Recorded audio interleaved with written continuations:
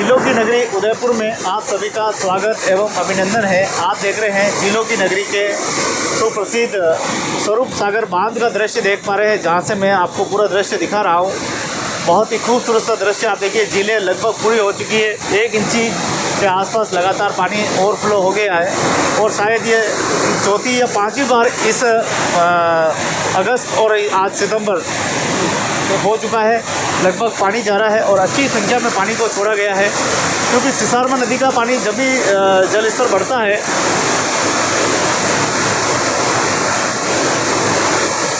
तो सिसारमा नदी का जल स्तर जब भी बढ़ता है तो जितना पानी आवक होती है उतना पानी यहाँ से छोड़ दिया जाता है ताकि झीलों को नुकसान न हो।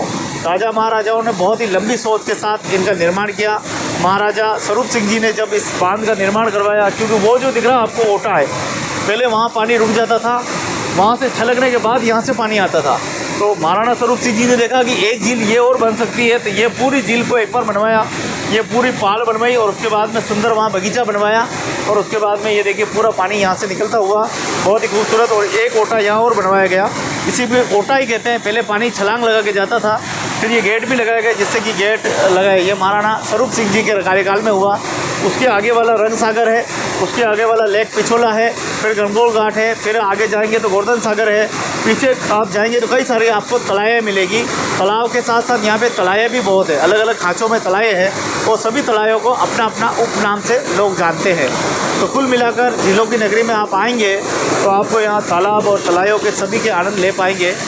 आप देखिए झीलों की नगरी में जिस प्रकार से लगातार ये पानी बह रहा है, ये दृश्य देखना ही अपने आप में बहुत ही अद्भुत है, पूर्ण है।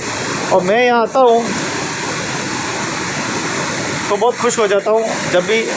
और मैं गुजारिश करूँगा कि झीलों को साफ़ करने के लिए, साफ़ रखने के लिए आप सभी एक बड़ी पहल करें।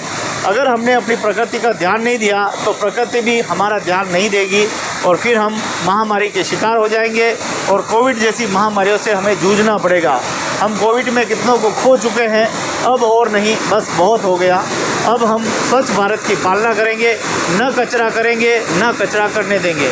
इस कचरे के नाम पर कई झगड़े होते थे, पड़ोसी झगड़ते थे, लेकिन स्वच्छ भारत अभियान जब से आया है देश में एक नया क्रांति जो है कचरे को लेकर हुई है।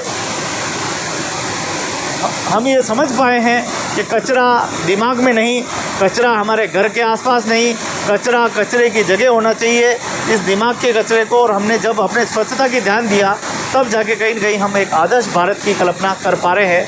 हर नगर, हर गांव, हर ढाणी साफ़ सुथरी होनी चाहिए और साफ़ सुथरा रहना ही, स्वच्छता रहना ही सही ज़िंदगी है। आप देखिए जीने को तो पशु पक्षी जीव जंतु भी जी लेते हैं, इस जल के अंदर मछलियाँ भी जी लेती है, लेकिन जब से हमने ध्यान नहीं दिया अपने झीलों पे, जब से हमने इससे लापरवाह किया, उसके बाद में उसके विपरीत परिणाम बहुत ज़्यादा है।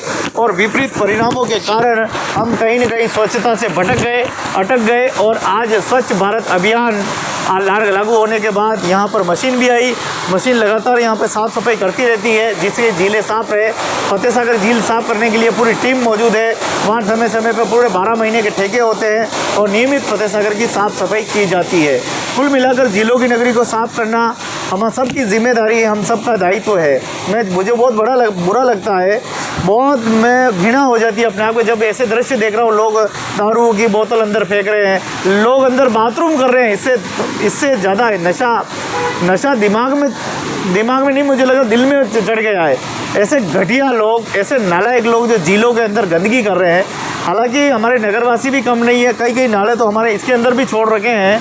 और जो लोग कस्में खाते हैं स्वच्छता की, कि हम कसम खाते हैं कि झीलों को गंदगी नहीं करेंगे, वही लोग इनके अंदर नाले छोड़ रहे आते। तो मुझे बड़ा दर्द होता है कि पहले वो लोग प्रेरणा ले, वो लोग थोड़ा सा ये सोचे कि ये हमारी झीलें हैं। अगर झील नहीं होगी तो जल नहीं होगा तो हमारा कल कैसे होगा, ये बड़ी सोचने वाली बात है। ऐसा बहता हुआ जल हम बार बार नहीं देखते। हमने जब 1991-92 के तरानों के जब अकाल को हमने देखा, कि जब एक एक बूंद के लिए ये उदयपुर तरस गया था, झीलें सूख चुकी थी, पेंदे नज़र आ रहे थे, लोग मिट्टी निकाल कर ले जा रहे थे, हमने वो दृश्य भी देखे हैं मेरे बचपन में। गुजारिश करूंगा ये झीलें और इस प्रकृति को बचाने की जिम्मेदारी हर इंसान की होती है और हर इंसान की जिम्मेदारी है कि वो अपनी झीलों की नगरी को साफ बनाए रखे, एकदम स्वच्छ बनाए रखे। ये सभी का हित का काम है, ये सभी के मिलजुल के काम, मिला जुला प्रयास है। इस मिले जुले प्रयास को तभी हम साकार कर पाएंगे जब हम सब अपनी जिम्मेदारी और कर्तव्यों का पालन करेंगे।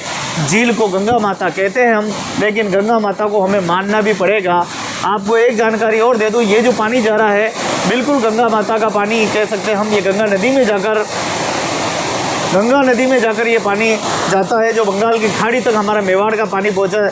अगर हम उद्गम गए हैं तो हमारी ये जो रमणीक पहाड़ियाँ हैं, जो पई ऊंदरी की पहाड़ियाँ हैं, उन पहाड़ों से सिसारमा नदी का पानी, उबेश्वर महादेव के दरबार से जो पानी निकलता है वो सीधा बंगाल की खाड़ी गंगा नदी में जाता है। ये हमारे लिए बहुत गौरव की बात है, खुशी की बात है। और हम इन्हें झीलों को साफ सफाई रखने की हम सब की जिम्मेदारी है। अगर हम सब अपने कर्तव्यों को नहीं निभाएंगे तो कहीं न कहीं ये जो झीलें हैं वो गंदी फिर हो जाएगी। इसलिए आज के समय ये हमें चाहिए कि हम इनके जो भी गंदे नाले जा रहे हैं कृपया करके वो तो बिल्कुल बंद करने ही होंगे, तब जाके हम एक आदर्श भारत की कल्पना कर सकते हैं, एक आदर्श भारत हम बना सकते हैं। तो आइए दोस्तों, सब मिलकर मिलजुल कर मिला जुला प्रयास से हम सभी स्वच्छ भारत की पालना करें और स्वच्छ भारत को हम ज़्यादा से ज़्यादा पालन करके और इस देश को स्वच्छता का संदेश दें। देखिए कितने लोग यहाँ आते हैं, जब भी जल यहाँ से जाता है तो लोग रुक रुक कर एक झलक देखने के लिए ललायित रहते हैं, उत्साहित रहते हैं।